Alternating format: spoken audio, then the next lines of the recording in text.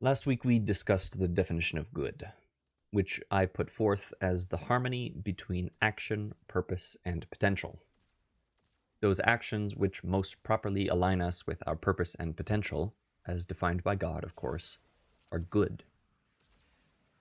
This week, I wish to run the thought experiment in the opposite direction, and to its natural, or perhaps more precisely, unnatural end.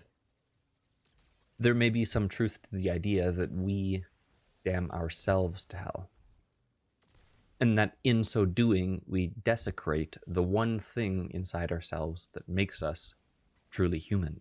What happens when we consistently and defiantly choose actions which oppose our potential? What are the consequences of such decisions? Well, if I had to use one word, I would use the word hell. This may be for reasons that you do not expect, however. Let me be clear regarding hell. There is a punitive and retributive aspect.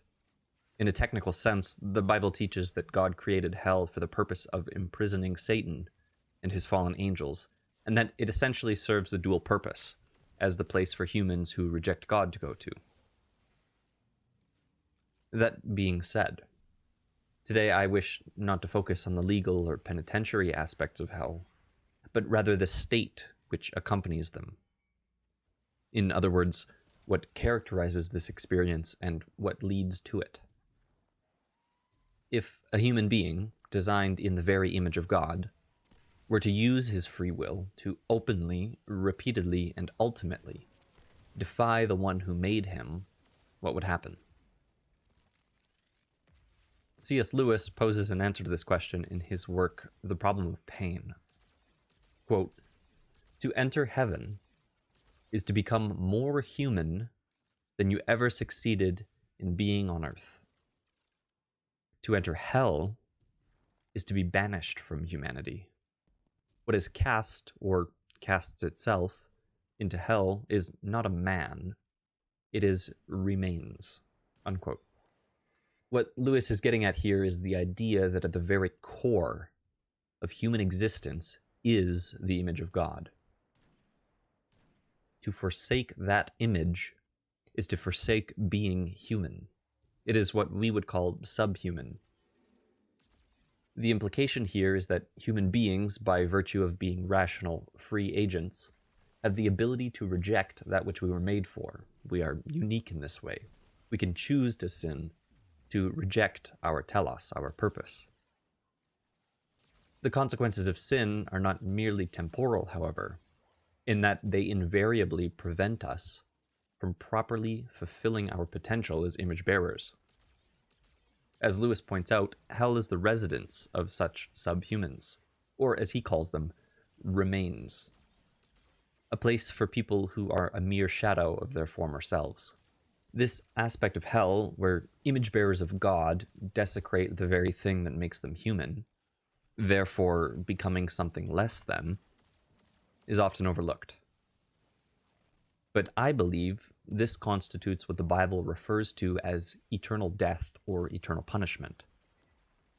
Not an annihilationist ceasing to exist, but rather a destruction of the one thing that makes us recognizably human.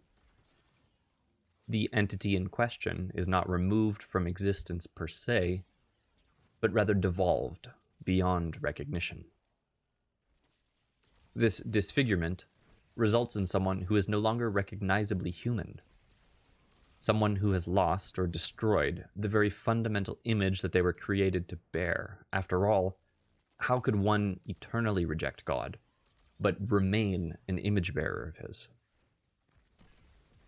In this vein, we can understand hell as something akin to eternal conscious torment, in that it is eternal, it is conscious, and it is full of torment, but that those three are actually symptoms of one's loss of self and the subsequent mutilation of the image of God.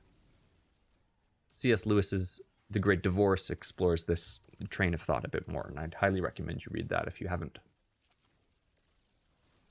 So, functionally speaking, how does one get to this point?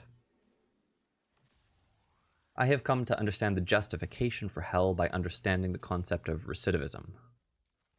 Recidivism is essentially just the relapse of criminal behavior by someone who has already served their sentence. My concern, however, is an eternal focus on recidivism. It is often argued that God cannot be just and still damn people to hell for temporal sin. In other words, how could any eternal punishment be justified on the basis of non-eternal actions? The short answer is, I don't think we are damned on the basis of non-eternal actions. I think God allows us to make our own choices and that He has mercy on those who repent. But I also think there are some who will not repent, and instead simply keep re-offending. They will relapse into sin. They will do so without remorse and without regard for the God who made them. They will eternally reject Him, perpetually sin, and in this sense, they are not in hell for temporal actions, but rather for eternal, perpetually reoccurring ones. They are victims not of an all-powerful immoral monster, but rather of their own devices. This is what I call recidivistic damnation. Another important thing to note: if this is true, then human beings are at least partially responsible. It's still proper to talk about the role of God's sovereignty with regards to hell, but this means that each of us individually has a role to play in our own eternal status. Exactly to what degree this is a case remains a mystery and a subject for debate among the church, and perhaps it's a video that I will make another day. When we reject God and His good and perfect will for our lives, we are doing something consequential. This is not just another choice we make among many. It has very real and very serious implications because we are rejecting the very source of our being and the right and proper intention behind it. We are rejecting our humanity in favor of something less than, and doing so has consequences. C.S. Lewis is famously quoted as saying, "The doors of hell are locked on the inside," and he consistently poses this idea in his books on the topic. For Lewis, the idea that humans are their own captors is instrumental to understanding hell. I agree, but this distinction is not either or. Rather, I believe that both human will and God's wrath poured out work in conjunction to produce what we refer to as hell.